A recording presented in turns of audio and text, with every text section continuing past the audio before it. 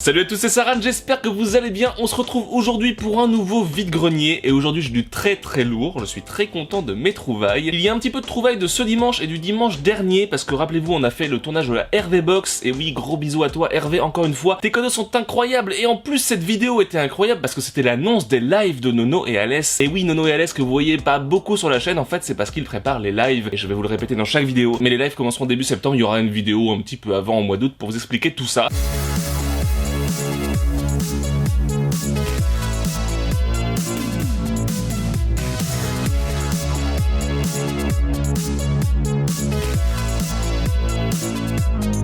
Alors aujourd'hui, oui, il y a du très lourd avec beaucoup de jeux vidéo. On va aussi parler un petit peu de musique, mais on va beaucoup parler de jeux vidéo parce que vous allez le voir à la fin, il y a un vrai coup de fusil. Et on commence du coup avec du Nintendo, mais un jeu un peu moyen. Il s'agit de Far Cry Vengeance sur Wii. Alors je suis très content de l'avoir trouvé tout simplement pour mon full set. Je sais pas si je fais un full set Far Cry, mais du coup bah si, je fais un full set Far Cry on va dire. Mais bon, c'est pas le meilleur jeu Far Cry, c'est même peut-être le moins bon, surtout dû à son gameplay sur Wii, hein, parce que c'est un FPS visé avec les Wiimotes, tout ça, ça rend le jeu dégueulasse. En plus c'est la Wii donc c'était pas très beau. Le scénario en plus ça reprend vraiment les deux jeux d'avant donc c'est pas ouf, mais c'est un Far Cry à avoir dans la collection si on veut faire le full set. Il est bien sûr complet, il était annoncé à 2€, je ne l'ai pas négocié forcément puisque c'est un Far Cry sur Wii, quoi qu'il arrive c'est une bonne affaire, 2€, je suis content. Et on va rester dans la Wii avec un lot musical cette fois, ça fait plaisir de rentrer un Rock Band sur Wii. Il s'agit du Beatles Rock Band, alors ça je suis très content. Il était annoncé à 3€ en plus, vous allez voir après il y a un petit prix de négociation, sachant que c'est un des deux seuls rock band, on va dire à l'effigie d'un groupe qui est sorti, l'autre étant le Green Day. Faut absolument qu'on le trouve parce que Green Day c'est très cool aussi. Les Beatles je vous le présente pas, hein, c'est sûrement le plus grand groupe de pop rock du monde entier, en tout cas considéré comme un des plus grands groupes du monde. Certains diront que c'est du hard rock, la dernière fois que j'ai dit ça dans une vidéo je me suis fait démonter dans les commentaires, mais pour moi les Beatles c'est un peu du hard rock, désolé, mais bon, en tout cas les Beatles c'est très cool quoi qu'il arrive. Rock Band c'est très cool également, hein, c'est un peu le même principe que Guitar Hero, hein, ces jeux incroyables où tu refais de la guitare sur des morceaux cultissimes avec la fameuse guitare avec les 4 touches et tout, sauf que Rock Band rajoute des instruments, d'où son nom. On a la batterie, on a la basse, on a aussi la voix, ça c'est très cool. Et donc forcément ce jeu est sorti dans un bundle avec des instruments, la batterie et la basse, la fameuse batterie Ludwig. Mais alors pour avoir les guitares de John Lennon et Paul McCartney, c'était une autre histoire parce qu'il fallait débourser 100€. Donc si on veut se faire le full set Beatles Rock Band avec les 4 accessoires, ça va être très vite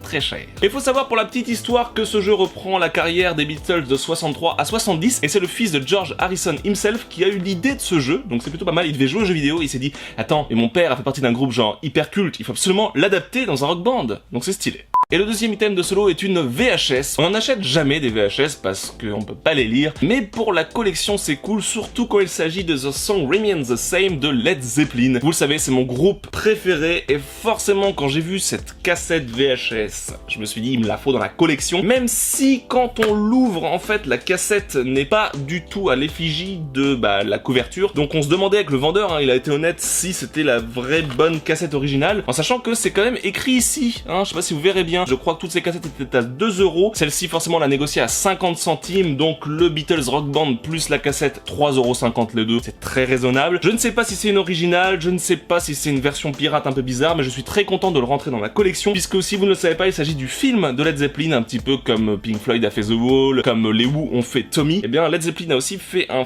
film que vous n'aimerez que si vous êtes fan de Led Zeppelin. Parce que c'est pas ouf. Mais en même temps, c'est très drôle. C'est très fantastique, fantasmagorique, bizarre. Il y a des têtes coupées qui lancent du ketchup rose. Donc regardez-le si vous aimez Led Zeppelin, vous allez vraiment vous taper des barres et c'est disponible en DVD un peu partout. Moi je l'ai en DVD, donc ça c'est pas pour le regarder, c'est juste pour la collection.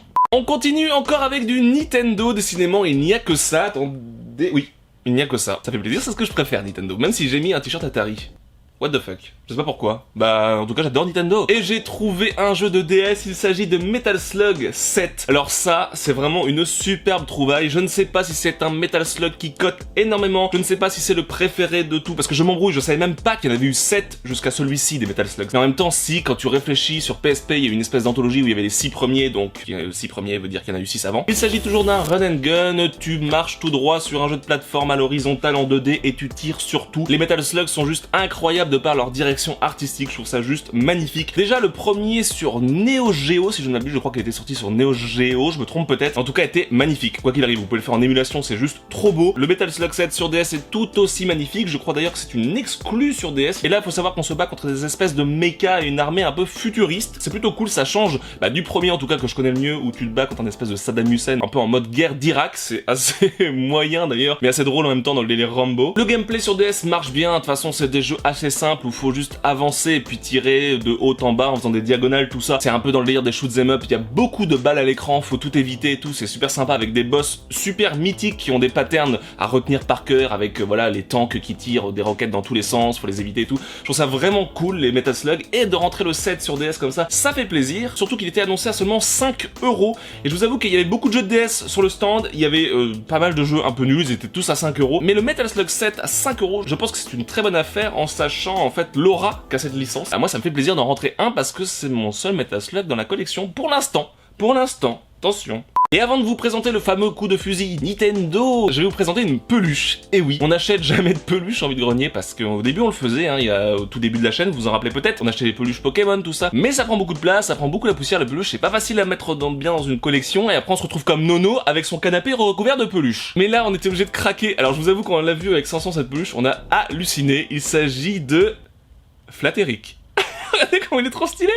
Franchement à l'écran là, je le vois dans mon retour, il est trop stylé.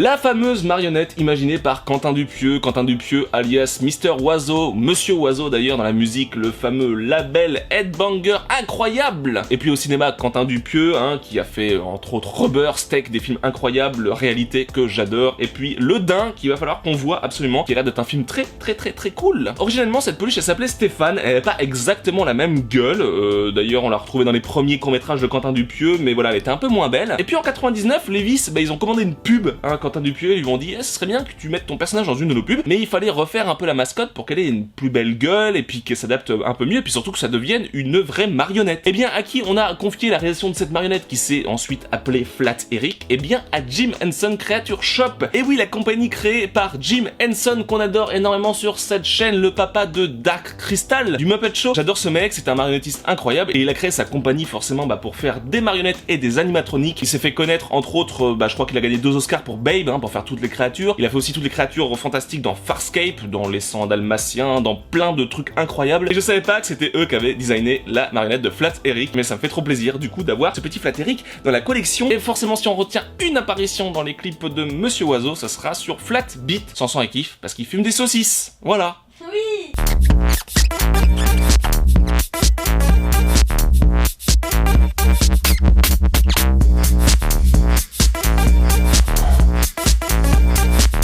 Alors faut savoir que cette peluche est extrêmement culte dans le milieu de l'électro, forcément à cause de Monsieur Oiseau qui est tout autant culte, et du coup vous allez faire un tour sur Rakuten, vous allez faire un tour sur eBay, vous allez voir à quel point cette peluche cote énormément. Et du coup la vendeuse à qui on a acheté cette peluche avait l'air de pas du tout savoir d'où ça venait, elle était même étonnée limite qu'on soit intéressé par cette peluche alors qu'elle avait plein d'autres trucs trop cool sur son stand, genre des Tupperware et tout. Mais non, nous c'est Flatterick qui nous intéresse, et nous a donc dit 2 € pour cette peluche incroyable. Elle est juste en parfait état, elle a son tag comme disent les collectionneurs de peluches, et donc forcément on n'a pas hésité et on s'est dit un Flatterick dans la collection, dans le décor, ça va être trop stylé. Ça y est, on est arrivé au coup de fusil, et heureusement parce que j'ai beaucoup trop chaud, et il faut que je finisse cette vidéo. On a trouvé des jeux de Switch en vide-grenier à un très bon prix, je vous annonce le prix dès le début, vous allez voir. Alors, ça peut paraître gros, ça peut paraître cher pour du vide-grenier, mais ce sont 2 titres vraiment très cool. Les jeux étaient annoncés à 30 € unité, comme j'en ai pris 2, je me suis permis de négocier un petit peu, j'ai proposé 50 € les deux, donc 25 € unité, et c'est passé, ça fait plaisir. On commence par un jeu incroyable considéré comme étant presque un des meilleurs jeux de la Switch, en tout cas dans le top 10, voire top 5 des meilleurs jeux de la Switch. Il s'agit de Splatoon 2. Et oui, la suite du fameux Splatoon sorti sur Wii U à l'époque. Ce jeu vraiment révolutionnaire auquel on croyait pas trop au début, des joueurs de paintball qui se retrouvent métamorphosés en poulpe.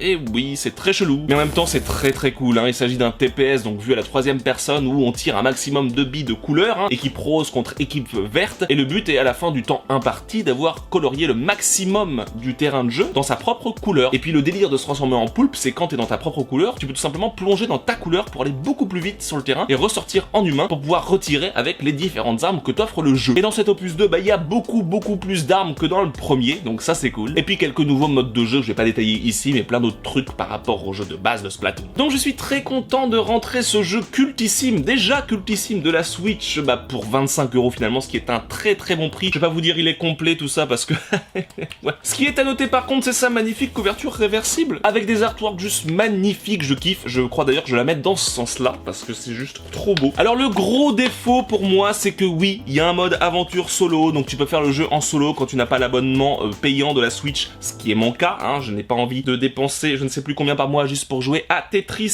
99 machin, mais tu peux pas non plus jouer en versus en local. Eh oui, c'est un peu con, à moins d'avoir une deuxième Switch, parce que effectivement tu peux jouer à plusieurs Switch en local. Par contre, on pourra faire des petits duels contre Nono et Alès qui eux ont le jeu, donc ça peut être cool. Peut-être qu'un jour aussi on aura une deuxième Switch, parce que peut-être qu'il y aura une édition Zelda qui sortira, hein, voilà. Mais bon, il faut avoir ce Splatoon 2 dans sa collection, c'est très important, ça fait partie des must-have de la Switch, donc 25 €, c'est un très bon prix pour ce jeu incroyable. Et le deuxième jeu, je suis encore plus content de le rentrer puisqu'il s'agit de Yoshi's Crafted World. Alors ça c'est ouf parce que le jeu est sorti fin mars 2019 et il est encore forcément à 50 € partout, et là 25 €. Le dernier Yoshi sorti en exclusivité également sur la Switch. Alors il s'agit tout simplement, on peut le dire, de la suite du Willy World sorti sur Wii U qui était juste ouf, qui est d'ailleurs toujours ouf parce qu'on l'a toujours pas fini avec 500 alors qu'on le trouve génial, hein, ce Yoshi magnifique dans un univers de laine. Là c'est le même délire sauf que c'est un univers de carton. Alors je sais pas ce qu'a Nintendo en ce moment avec le carton, avec leur délire de Nintendo Labo, tout ça, de verre en carton, tout ça, je pense qu'ils ont un délire en ce moment Nintendo autour du carton, je sais pas. Mais en tout cas, le jeu est considéré comme un des jeux les plus beaux de la Switch, il est juste incroyable, encore plus mignon, encore plus beau que le Willy World. La bande son apparemment est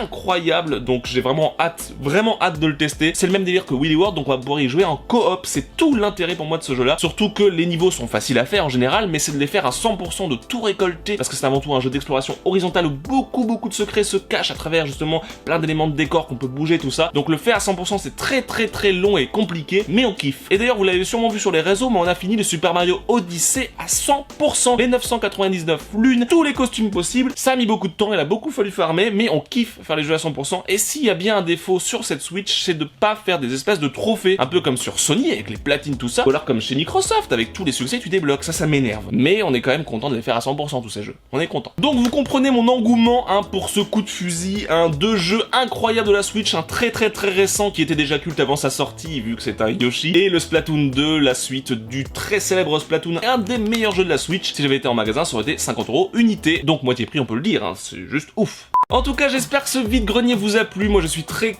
content de mes trouvailles, hein. Comme je vous l'ai dit, un trouvaille de cette semaine et de la semaine dernière. En tout cas, si ça vous a plu, bah, vous nous laissez un gros pouce bleu, ça fait très plaisir, on le sait comme ça, ou un petit commentaire, ça marche aussi. Mais un pouce bleu, c'est très cool et c'est rapide à faire. Même en plein écran, maintenant, vous pouvez juste scroller un petit peu, mettre un pouce bleu. Allez-y, faites-le, regardez. Vous scrollez un peu, donc là, voilà, hop, ouais, vous voyez encore, hop, et vous mettez le petit pouce bleu. Et puis n'oubliez pas de vous abonner et d'activer la petite cloche, parce que comme ça, vous serez au courant de toutes les prochaines vidéos qu'on sort. Et puis les abonnements, ça nous fait plaisir à nous, en fait, parce que plus on est nombreux, bah, plus on a l'impression que notre travail est valorisé. En tout cas, merci aux nouveaux abonnés qui sont arrivés sur la chaîne, je pense à quelques-uns en particulier. Gros bisous à vous. On se dit à très bientôt pour une nouvelle vidéo, bientôt des petites vidéos de pop très cool, j'ai des super thématiques pour 500. Et puis début septembre, on n'oublie pas, je sais pas si ce sera le premier, le 2, le 3, ça dépendra du planning, mais le début des lives avec un planning bien précis. Une belle chaîne Twitch S Family avec de lives de qualité, la qualité allemande de Alès. Alès qui a un nom italien, Nono, qui vient des îles. Bon, ça marche pas mon truc. Ouais bon, la qualité d'Alès et Nono, voilà. Allez, sur ce, je vous dis à très bientôt, ciao tout le monde. Ciao.